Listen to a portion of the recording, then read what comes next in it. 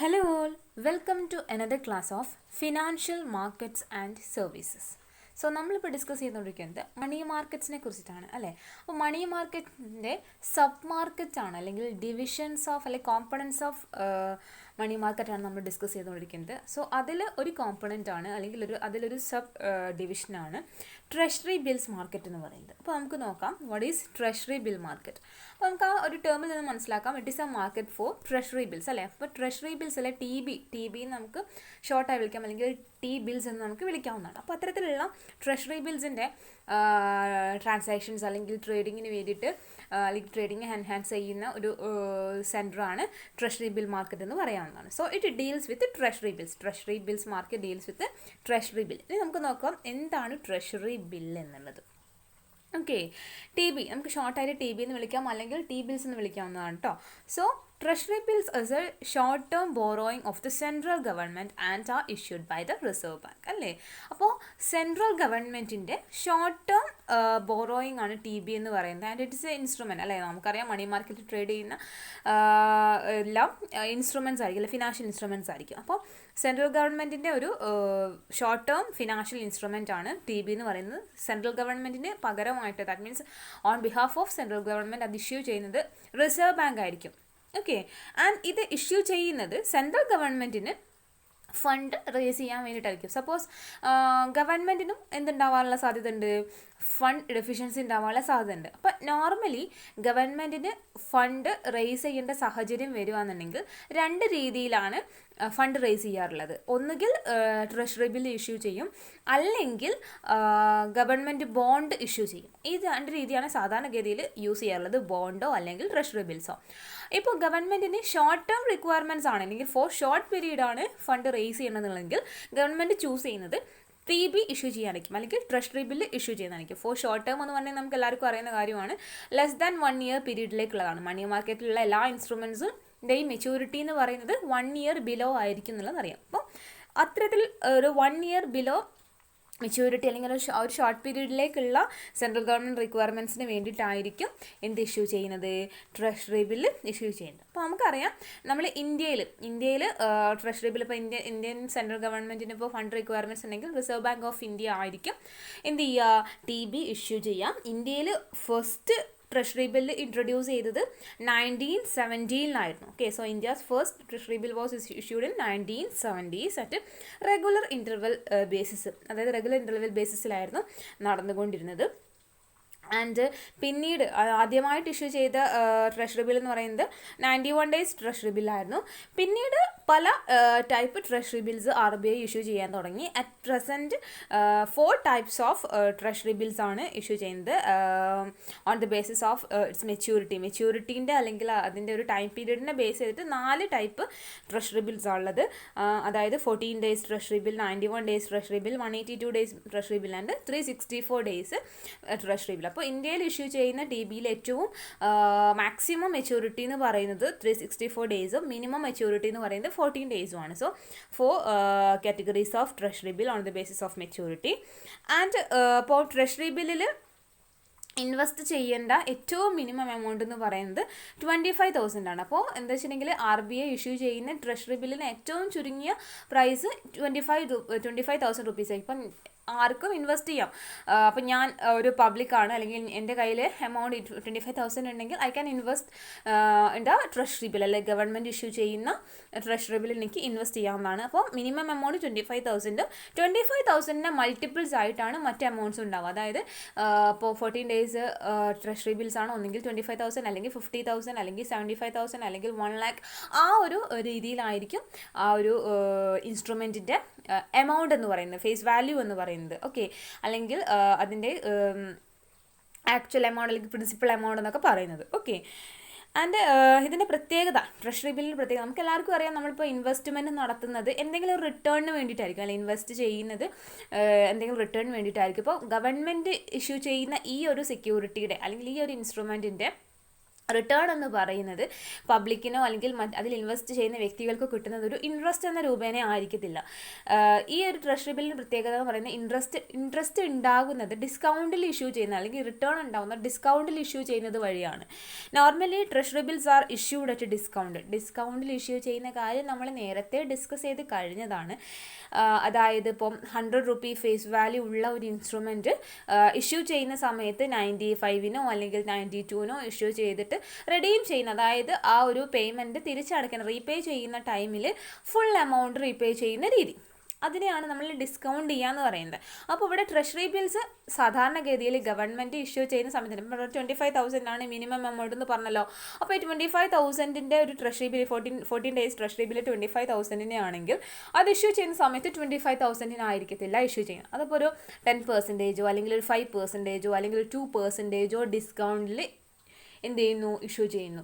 അതായത് ഇപ്പോൾ ഒരു 1000 രൂപയോ അല്ലെങ്കിൽ ഒരു 500 രൂപയോ ഒക്കെ കുറച്ചിട്ട് എന്ത് ചെയ്യുന്നു, ഇഷ്യൂ ചെയ്യുക. അപ്പം അതായത് മേ ബി 24,500 അല്ലെങ്കിൽ 24,000 ഒക്കെ ആയിരിക്കും അത് ഡിസ്കൗണ്ടിൽ ഇഷ്യൂ ചെയ്യപ്പെടുക. അപ്പോൾ ആ ഒരു 14 ഡേയ്സിന് ശേഷം 14 ഡേയ്സ് 3B ആണല്ലോ നമ്മളിപ്പോൾ എക്സാമ്പിളായിട്ട് പറഞ്ഞത് അല്ലേ. അപ്പോൾ ആ 14 ഡേയ്സിന് ശേഷം ആ ഇൻവെസ്റ്റ് ചെയ്ത വ്യക്തിക്ക് ഗവൺമെൻറ് തിരിച്ച് പേ ചെയ്യുന്നു. ഇപ്പോൾ ഗവൺമെൻറ്റിൻ്റെ ഫണ്ട് ഗവൺമെൻറ്റാണ് ഇപ്പോൾ കടമായിട്ട് എടുക്കുന്നത്, എൻ്റെ കയ്യിൽ നിന്നോ അല്ലെങ്കിൽ മറ്റ് പബ്ലിക്കിൻ്റെ കയ്യിൽ നിന്നോ ഗവൺമെൻറ് 25,000 രൂപ അല്ലെങ്കിൽ 25,000 കടമായിട്ട് വാങ്ങുന്നു. പക്ഷേ വാങ്ങിയത് എത്ര രൂപയാണ്, ഗവൺമെൻറ് 24,000 ആയിരിക്കും. പക്ഷേ 14 ദിവസത്തിന് ശേഷം 14 ഡേയ്സിന് ശേഷം ഗവൺമെൻറ് തിരിച്ച് നൽകുന്നത്, അതായത് നമുക്ക് തിരിച്ച് നൽകുന്നത് 25,000 രൂപ ആയിരിക്കും. Okay, that is the difference. അപ്പോൾ അത് റിഡീം ചെയ്യുന്നത് പാർ വാല്യൂലായിരിക്കും, 25,000 തന്നെ ആയിരിക്കും. അപ്പോൾ ആ ഒരു ഡിഫറൻസ് ആണ്, difference between the discount price and the redemption price. ആ ഒരു ഡിസ്കൗണ്ട് പ്രൈസും അല്ലെങ്കിൽ ഇഷ്യൂ പ്രൈസും റിഡംഷൻ പ്രൈസും തമ്മിലുള്ള ആ ഒരു ഡിഫറൻസ് ആണ് ട്രഷറി ബില്ലിന് കിട്ടുന്ന റിട്ടേൺ എന്ന് പറയുന്നത്. ഓക്കെ, ആൻഡ് ഇനി നമുക്ക് ഡിസ്കസ് ചെയ്യാനുള്ളത് ഡിഫറെൻറ്റ് ടൈപ്സ് ഓഫ് TBs ആണ്. ഓൾറെഡി പറഞ്ഞു, ആദ്യത്തെ കാറ്റഗറി ഏറ്റവും എന്താ പറയുക വളരെ മെച്യൂരിറ്റി കുറവുള്ള TB എന്ന് പറയുന്നത് 14 ഡേ ട്രഷറി ബില്ലാണ്. അത് ആദ്യമായിട്ട് ഇഷ്യൂ ചെയ്തത് 1977 മെച്യൂരിറ്റി 14 ഡേയ്സ് ആയിരിക്കും. ഓപ്ഷൻ, അതായത് ഈ ഒരു TBs ട്രഷറി ബില്ല് ഓപ്ഷന് വെക്കും, അതായത് ഈ എന്താ പറയുക ഗവൺമെൻറ് ഓപ്ഷന് വെക്കും, ലേലത്തിൽ വെക്കും. അപ്പോൾ ആ ലേലത്തിലാണ് ഈ ഒരു പല ഡിസ്കൗണ്ട് വിളിക്കും. ഇപ്പം നേരത്തെ പറഞ്ഞില്ല 5% വാങ്ങുന്ന ആൾക്കാരുണ്ടാവും, അല്ലെങ്കിൽ 12% വാങ്ങുന്ന ആൾക്കാരുണ്ടെങ്കിൽ, അല്ലെങ്കിൽ അതിൽ കുറഞ്ഞ റേറ്റിന് വാങ്ങുന്ന ആൾക്കാരുണ്ടാവും. അപ്പോൾ ഓപ്ഷൻ വെക്കും, ഗവൺമെൻറ് ഓപ്ഷൻ വെക്കും. അപ്പോൾ അതിൽ ഏറ്റവും ലോവസ്റ്റ് ഇൻട്രസ്റ്റ് റേറ്റിൽ അല്ലെങ്കിൽ ലോവസ്റ്റ് ഡിസ്കൗണ്ടിൽ വാങ്ങുന്ന വ്യക്തികളുണ്ടെങ്കിൽ ഗവൺമെൻറ് അവർക്ക് കൊടുക്കും. തീർച്ചയായിട്ടും ഗവൺമെൻറ്റിന് ഫണ്ട് കിട്ടുക എന്നുള്ളതാണ് മെയിനായിട്ട് ഉള്ള എയിം എന്ന് പറയുന്നത്. അപ്പോൾ ഓപ്ഷന് വെക്കും, TBs ഓപ്ഷന് വെക്കും. അങ്ങനെ ഓപ്ഷന് വെക്കാൻ വേണ്ടിയിട്ട് ഒരുപാട് നമുക്ക് പബ്ലിക്കിന് വെക്കാവുന്നതാണ്. അതിന് നമ്മൾ എന്ത് ചെയ്യും, ഒരു ഇനീഷ്യൽ പ്രൈസ് ഫിക്സ് ചെയ്തിട്ട് എന്താ പറയുക ഓപ്ഷൻ നടക്കുന്ന ടൈമിൽ നമ്മൾ സെൻഡ് ചെയ്യണം. അങ്ങനത്തെ കുറച്ച് പ്രൊസീജിയേഴ്സ് ഒക്കെ ഉണ്ട്. നമുക്ക് വരും ക്ലാസ്സുകളിലൊക്കെ ഡിസ്കസ് ചെയ്യാവുന്നതാണ്. ഇപ്പോൾ നിങ്ങൾ ഇത്രയും ഓർക്കുക, ഓപ്ഷന് വെക്കും. ഓപ്ഷന് വെക്കുക എന്ന് വെച്ചിട്ടുണ്ടെങ്കിൽ എല്ലാ ആഴ്ചയും ഫ്രൈഡേ ആണ് 14 ഡേയ്സ് ട്രഷറി ബില്ലിൻ്റെ ഓപ്ഷൻ ഉണ്ടാവുക. എല്ലാ വീക്കിലെയും ഫ്രൈഡേ ആണ് 14 ഡേ ട്രഷറി ബില്ലിന് ഓപ്ഷൻ ഉണ്ടാവുക. ആ ടൈം ആകുമ്പോഴത്തേക്ക് ഇപ്പോൾ കോർപ്പറേറ്റുകൾക്കായാലും കമ്പനികൾക്കായാലും അല്ലെങ്കിൽ ജനറൽ പബ്ലിക്കിനായാലും ബിഡ് ചെയ്യാം. അതായത് ആ പ്രൈസിന് നമുക്ക് നമ്മൾ ഇൻട്രസ്റ്റ് ചെയ്യുന്ന പ്രൈസിന് ബിഡ് ചെയ്യാം. അങ്ങനെ രീതിയിൽ ഓപ്ഷനിൽ ഏർപ്പെടാം. സാധാരണഗതിയിൽ 14 ഡേയ്സ് ട്രഷറി ബില്ലിൻ്റെ നോട്ടിഫൈഡ് എമൗണ്ട് 100 crore ആണ്. ഏറ്റവും മിനിമം 100 crore ആണ് നോട്ടിഫൈഡ് എമൗണ്ട് ആയിട്ട് പറയുന്നത്. പിന്നെ 91 ഡേയ്സ് TB, 91 ഡേയ്സ് ട്രഷറി ബിൽസിൽ ട്രഡീഷണൽ ഇൻസ്ട്രുമെൻറ്റ്സ് ആണ്. ഓൾറെഡി പറഞ്ഞല്ലോ, TB സ്റ്റാർട്ട് ചെയ്ത ടൈം മുതലുള്ളൊരു ഇൻസ്ട്രുമെൻ്റ് ആണ് 19 ഡേയ്സ് ട്രഷറി ബിൽസ് എന്ന് പറയുന്നത്. 91 ഡേയ്സ് ആയിരിക്കും മെച്യൂരിറ്റി. എവറി ഫ്രൈഡേ, നേരത്തെ 14 ഡേയ്സിൽ പറഞ്ഞ പോലെ തന്നെ എല്ലാ വീക്കിലെയും ഫ്രൈഡേ തന്നെയാണ് ഓപ്ഷൻ ഉണ്ടാവുക. നോട്ടിഫൈഡ് എമൗണ്ട് 100 crores തന്നെയാണ്. ഇവിടെ ശ്രദ്ധിക്കുക, ഈ 14 ഡേയ്സ് TBയിലും അതേപോലെ തന്നെ 91 ഡേയ്സ് TBയിലിൻ്റെ ഓപ്ഷൻ ഡേ എന്ന് പറയുന്നത് ഫ്രൈഡേ ആണ് അല്ലേ. എല്ലാ ആഴ്ചയിലെയും ഫ്രൈഡേ ആണ് ഓപ്ഷൻ ഡേ എന്ന് പറയുന്നത്. ആൻഡ് ഈ ഒരു ഓപ്ഷൻ ടൈം എന്ന് പറയുന്നത് morning 9 AM to evening 5 PM ആണ് ഉണ്ടാവാറുള്ളത്. അപ്പോൾ ഈ ഒരു ഓപ്ഷൻ നടത്തുന്ന സമയത്ത്, ഇപ്പോൾ ഫ്രൈഡേ ആണ് ഓപ്ഷൻ നടത്തിയിരിക്കുന്നത്, സെറ്റിൽമെൻറ്റ് അനദർ സക്സീഡിങ് ഡേയിലാണ് ഉണ്ടാവുക. അതായത് ഇപ്പോൾ ഫ്രൈഡേ ആണ് ഓപ്ഷൻ നടന്നത്, അപ്പോൾ പേയ്മെൻറ്റ് ഉണ്ടാവും. അതായത് ആ ഒരു ഓപ്ഷൻ ഫൈനലൈസ് ചെയ്തിട്ട് ഇപ്പോൾ ഏത് വ്യക്തിക്കാണോ TB ഓപ്ഷൻ കിട്ടിയിരിക്കുന്നത് ആ വ്യക്തിക്ക് ഗവൺമെൻറ്റിൻ്റെ പേയ്മെൻറ്റ് നടക്കുന്നത് പിറ്റേ ദിവസമാണ്, സാറ്റർഡേ ആയിരിക്കും. സപ്പോസ് സാറ്റർഡേ ഹോളിഡേ ആണെങ്കിൽ അതിൻ്റെ സക്സീഡിങ് ഡേ ആണ്. ദാറ്റ് മീൻസ് മൺഡേ ആയിരിക്കും എന്ത് നടത്തുക, പേയ്മെൻറ്റ് നടത്തുക. ഓക്കെ, ഇനിയുള്ളത് 182 ഡേയ്സ് ടി ബി ആണ്. 182 days treasury bill maturity 182 days ആയിരിക്കും. ഇവിടെ ഓപ്ഷൻ്റെ ഡേറ്റ് വ്യത്യസ്തമാണ്. ഓൾട്ടർനേറ്റ് വെനസ്ഡേയിലാണ് ഉണ്ടാവുക. ഓക്കെ, ഓൾട്ടർനേറ്റ് വെനസ്ഡേ, അതായത് നമ്മൾ 14 ഡേയ്സിന് ശേഷമായിരിക്കും. അപ്പോൾ ഈ ഒരു വെനസ്ഡേ കഴിഞ്ഞെങ്കിൽ നെക്സ്റ്റ് വെനസ്ഡേ അല്ല, അത് കഴിഞ്ഞിട്ടുള്ള വെനസ്ഡേ ആയിരിക്കും 182 ഡേയ്സിൻ്റെ എന്തുണ്ടാവുക, ഓപ്ഷൻ ഡേ ഫിക്സ് ചെയ്യുക. അപ്പോൾ ഇതിന് നോട്ടിഫൈഡ് എമൗണ്ടും നേരത്തെ പറഞ്ഞ പോലെ തന്നെ 100 crore തന്നെയാണ്. പിന്നെ നമുക്കുള്ളത് ലാർജസ്റ്റ് മെച്യൂരിറ്റി ഉള്ള ടി ബി ആണ്. That is 364 treasury bills. 364 ദിവസം മെച്യൂരിറ്റി ടൈം ഉണ്ടായിരിക്കും. നേരത്തെ പറഞ്ഞ പോലെ തന്നെ 182 ഡേയ്സിൻ്റെ പോലെ ഓൾട്ടർനേറ്റ് വെനസ്ഡേ ആണ് ഓപ്ഷൻ ഡേ ആയിട്ട് ഉണ്ടാവുക. ഏറ്റവും ഹയസ്റ്റ് എമൗണ്ട് റേസ് ചെയ്യുന്ന ടി ബി ആണ് 364 ഡേയ്സ് ടി ബി എന്ന് പറയുന്നത്. 500 crores ആണ് ഇവിടെ നോട്ടിഫൈഡ് എമൗണ്ട് ആയിട്ട് പറയുന്നത്. ഇത്രയുമാണ് ടി ബിയുടെ ഒരു കാറ്റഗറൈസേഷൻ എന്ന് പറയുന്നത്. ഇനി നമുക്ക് മറ്റൊരു കാറ്റഗറൈസേഷൻ പഠിക്കാം. ഓക്കെ, ട്രഷറി ബില്ലിൻ്റെ മറ്റൊരു കാറ്റഗറൈസേഷൻ. 2 type treasury ബില്ലുണ്ട്.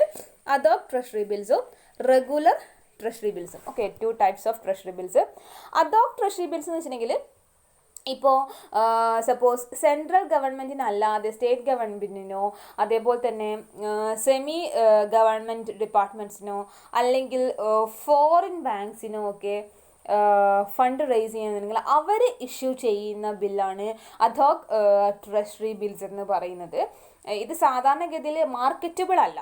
നമുക്ക് എന്ത് ചെയ്യാം, ഫണ്ട് റേസ് ചെയ്യാം. ടി ബിസിൻ്റെ കാര്യം അങ്ങനെയല്ല. ട്രഷറി ബില്ല് നമുക്ക് സെക്കൻഡറി മാർക്കറ്റിൽ ട്രേഡ് ചെയ്യാവുന്നതാണ്. ട്രഷറി ബില്ല് എന്ത് ചെയ്യാം, നമ്മുടെ കയ്യിൽ ട്രഷറി ബില്ല് ഉണ്ടെങ്കിൽ അതെന്ത് ചെയ്യാം, അത് പെട്ടെന്ന് നമുക്ക് ക്യാഷിലേക്ക് കൺവേർട്ട് ചെയ്യാൻ വേണ്ടിയിട്ട് നമുക്ക് സെക്കൻഡറി മാർക്കറ്റിൽ ട്രേഡ് ചെയ്യാം. മറ്റ് ഫിനാൻഷ്യൽ ഇൻസ്റ്റിറ്റ്യൂഷൻസിലൂടെ ട്രേഡ് ചെയ്യാം. അങ്ങനത്തെ അഡ്വാൻറ്റേജസ് ഒക്കെ ഉള്ള ഒരു ഇൻസ്ട്രുമെൻറ്റ് തന്നെയാണ് ടി ബി എന്ന് പറയുന്നത്. പക്ഷേ അഡോക് ട്രഷറി ബില്ലാണെന്നുണ്ടെങ്കിൽ, അതായത് സ്റ്റേറ്റ് ഗവൺമെൻറ്റോ സെമി ഗവൺമെൻറ് ഡിപ്പാർട്ട്മെൻറ്റ്സോ അല്ലെങ്കിൽ ഫോറിൻ ബാങ്ക്സോ ഇഷ്യൂ ചെയ്യുന്നതാണെങ്കിൽ these are not marketable and are not sold to the banks and general പബ്ലിക്കിനും ഒന്നും എന്ത് ചെയ്യാൻ സാധിക്കില്ല, അത് സെയിൽ ചെയ്യാൻ സാധിക്കില്ല. നമുക്ക് ആവശ്യമുണ്ടെങ്കിൽ ഫണ്ട് റേസ് ചെയ്യാൻ വേണ്ടി മാത്രം യൂസ് ചെയ്യുന്ന ട്രഷറി ബില്ലാണ് അഡോക് ട്രഷറി ബിൽസ് എന്ന് പറയുന്നത്. And on the other hand second one regular treasury bills. Normal treasury ബില്ലാണ്.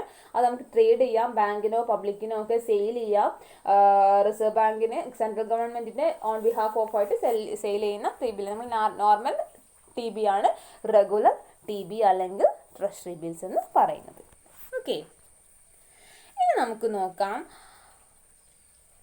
ആരൊക്കെയാണ് ഈ ട്രഷറി ബിൽ മാർക്കറ്റിലെ പാർട്ടിസിപ്പൻസ് എന്നുള്ളത്. നമുക്കറിയാം, ഇത് ഇഷ്യൂ ചെയ്യുന്നത്, അതായത് ടി ബി ഇഷ്യൂ ചെയ്യുന്നത് റിസർവ് ബാങ്ക് ഓഫ് ഇന്ത്യ ആണ്. സോ RBI ആണ് മേജർ പാർട്ടിസിപ്പൻ്റ് ആയിട്ട് വരിക. പിന്നെ എല്ലാത്തരം കൊമേഴ്ഷ്യൽ ബാങ്ക്സും വരും. അതിൽ മോസ്റ്റ് പ്രോമിനൻ്റ് ആണ് state bank of India. So SBI നമ്മളിവിടെ എടുത്ത് പറയുന്നുണ്ട്. So RBI, SBI, commercial banks, state government, DFHI, discount houses ആണ് DFHI എന്ന് പറയുന്നത്. ഇന്ത്യയിലെ ഡിസ്കൗണ്ട് ഹൗസ് ആണ്. പിന്നെ financial institutions like LIC, GIC, UTI, IDBI, ICIC, IFCI, NABARD തുടങ്ങിയ ഫിനാൻഷ്യൽ ഇൻസ്റ്റിറ്റ്യൂഷൻസിന് ഇതിൽ പാർട്ടിസിപ്പൻസ് ആവാവുന്നതാണ്. പിന്നെ കോർപ്പറേറ്റ് കസ്റ്റമേഴ്സ് അല്ലേ, ഹ്യൂജ് കമ്പനീസിന് അല്ലെങ്കിൽ മൾട്ടിനാഷണൽ കമ്പനീസിന്, കോർപ്പറേറ്റ്സുകളൊക്കെ ഈ ഒരു ട്രഷറി ബിൽ മാർക്കറ്റിൻ്റെ പാർട്ടിസിപ്പൻസ് ആകാവുന്നതാണ്. ആൻഡ് ഓഫ് കോഴ്സ് ജനറൽ പബ്ലിക്കിനും അല്ലേ, സാധാരണ പൊതുജനങ്ങൾക്കും ടി ബിയിൽ ഇൻവെസ്റ്റ് ചെയ്യാവുന്നതാണ്.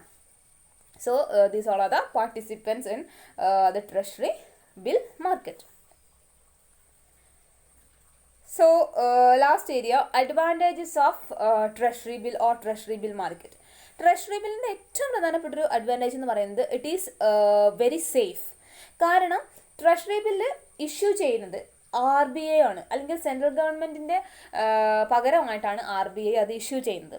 അപ്പോൾ ഇവിടെ ഗ്യാരണ്ടി നൽകുന്നത്, അപ്പോൾ പ്രിൻസിപ്പൽ എമൗണ്ടിനായാലും ശരി, റിട്ടേണിനായാലും ശരി അല്ലേ, ഡിസ്കൗണ്ടിലായാലും ഇൻട്രസ്റ്റ് റേറ്റിലായാലും ശരി, ആ ഒരു ഡിസ്കൗണ്ട് അല്ലെങ്കിൽ ഡിസ്കൗണ്ടിൽ ഇഷ്യൂ ചെയ്യുന്നു പറഞ്ഞല്ലോ, ആ ഡിസ്കൗണ്ടിൽ ഇഷ്യൂ ചെയ്യുന്ന പെർസെൻറ്റേജ് എന്ന് പറയുന്നത് നമുക്ക് ഇൻട്രസ്റ്റ് റേറ്റ് എന്ന് പറയാം.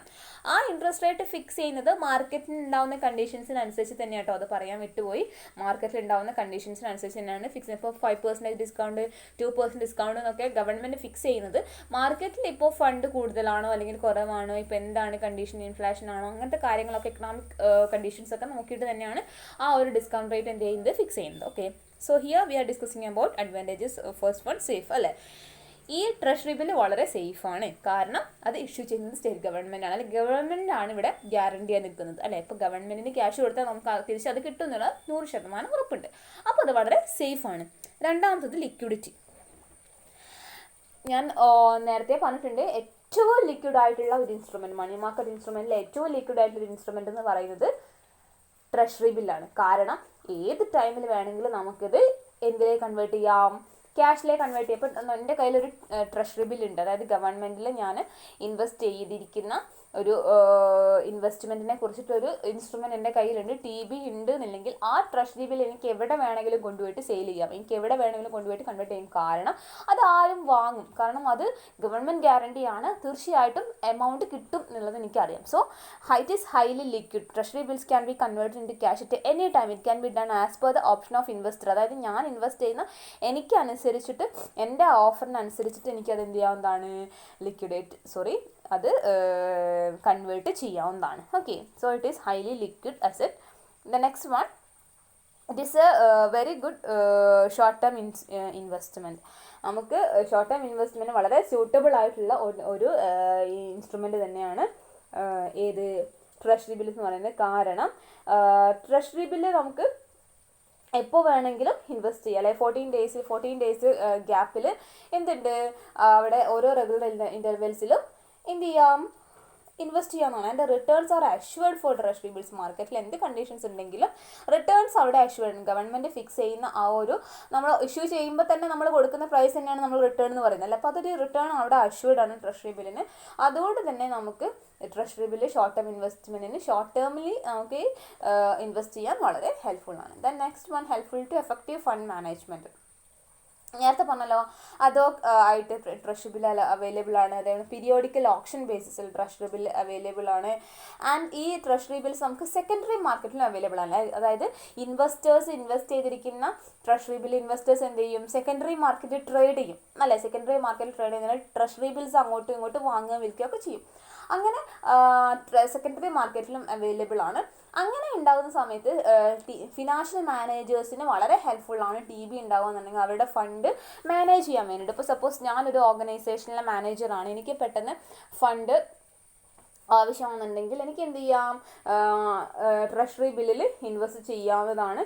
ആൻഡ് ആ ഒരു ഇൻവെസ്റ്റ് ചെയ്യുന്ന ഡേറ്റും അതേപോലെ തന്നെ എനിക്ക് ഭാവിയിൽ ഒരു ലയബിലിറ്റി പേ ചെയ്യുന്ന മെച്യൂരിറ്റി ഡേറ്റും മാച്ച് ചെയ്തുകൊണ്ട് എനിക്ക് എന്ത് ചെയ്യാം, ഇൻവെസ്റ്റ് ചെയ്യാം. അപ്പോൾ എനിക്ക് എഫക്റ്റീവായിട്ട് ഫണ്ട് മാനേജ്മെൻറ്റ് നടത്താൻ സാധിക്കും. ക്ലിയർ ആയോ? അതായത് ഞാനിപ്പോൾ ഒരു ഓർഗനൈസേഷനിലെ മാനേജറാണ്, എൻ്റെ കയ്യിൽ ഇപ്പോൾ സർപ്ലസ്, അതായത് കമ്പനിയിൽ ഒരു സർപ്ലസ് എമൗണ്ട് ഉണ്ട്. ആ സർപ്ലസ് എമൗണ്ട് എനിക്ക് എഫക്റ്റീവായിട്ട് മാനേജ് ചെയ്യാൻ എനിക്ക് TB ചൂസ് ചെയ്യാം, അല്ലെങ്കിൽ ട്രഷറി ബില്ല് ചൂസ് ചെയ്യാം. അതായത് എനിക്ക് ലയബിലിറ്റി പേ ചെയ്യേണ്ടത് ഇപ്പോൾ ഒരു 3 months ആഫ്റ്റർ ആണെന്ന് വിചാരിക്കുക. അപ്പോൾ 3 months ആഫ്റ്റർ ആണ് ലയബിലിറ്റി പേ ചെയ്യേണ്ടത്.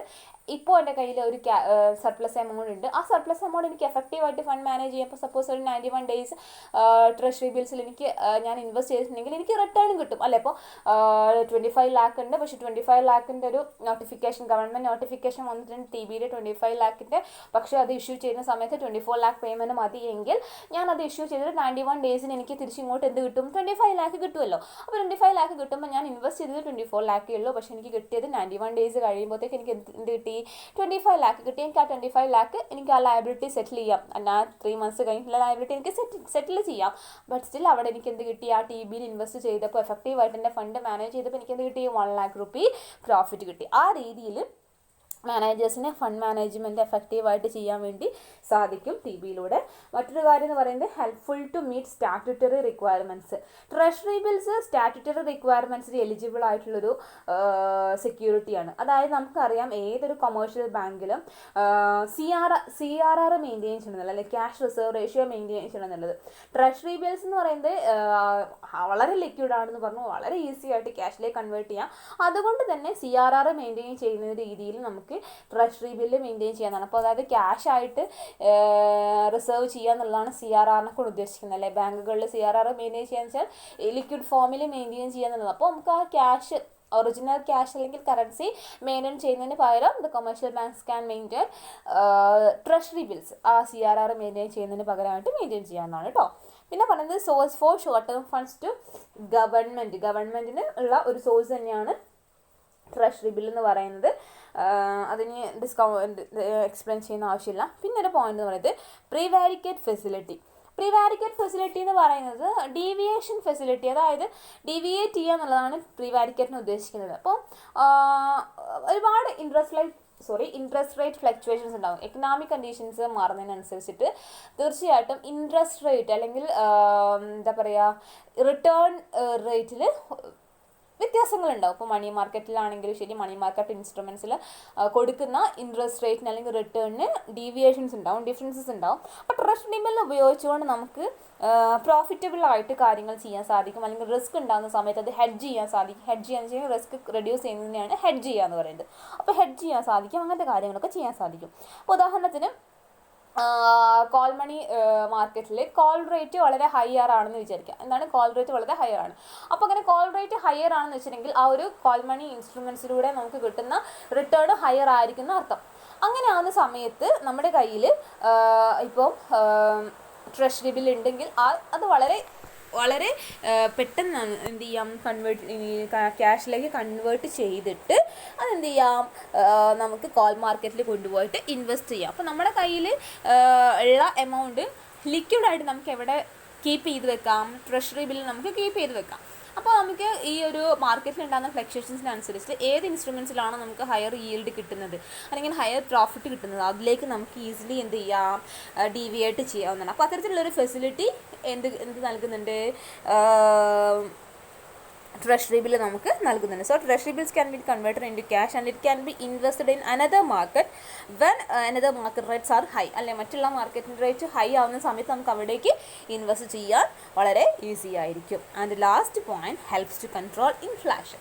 നമ്മൾ നേരത്തെ പറയുന്ന കാര്യമാണ്. ഇൻഫ്ലേഷൻ കൺട്രോൾ ചെയ്യുന്ന കാര്യത്തിൽ ഇത്തരത്തിലുള്ള മണി മാർക്കറ്റ് ഇൻസ്ട്രുമെൻസിൻ്റെ റോൾ എന്ന് പറയുന്നത് ഒട്ടും ചെറുതല്ല. കാരണം എന്താ പറയുക, ഈ പബ്ലിക്കിൻ്റെ കയ്യിൽ ഒരുപാട് കറൻസി ഫ്ലോ ഉണ്ടാകുമ്പോഴാണ് അവിടെ ഇൻഫ്ലേഷൻ ഉണ്ടാവുക, അല്ലെ കറൻസി കൂടുക, അല്ലെ കറൻസി പെരുക. ആ സമയം അതിനെയാണ് നമ്മൾ ഇൻഫ്ലേഷൻ എന്ന് പറയുന്നത്. അപ്പോൾ അത് ഒരു പരിധി വരെ റിഡ്യൂസ് ചെയ്യാൻ ഇത്തരത്തിലുള്ള ഇൻസ്ട്രുമെൻസിൻ്റെ ഇഷ്യൂ സഹായിക്കുന്നുണ്ട്. എസ്പെഷ്യലി ഗവൺമെൻറ് ആണ് ഇവിടെ ഇഷ്യൂ ചെയ്യുന്നത്, അല്ലെങ്കിൽ ഗവൺമെൻറ് പകരമായിട്ട് റിസർവ് ബാങ്ക് ഓഫ് ഇന്ത്യ ആണ് ഇവിടെ ഇഷ്യൂ ചെയ്യുന്നത്.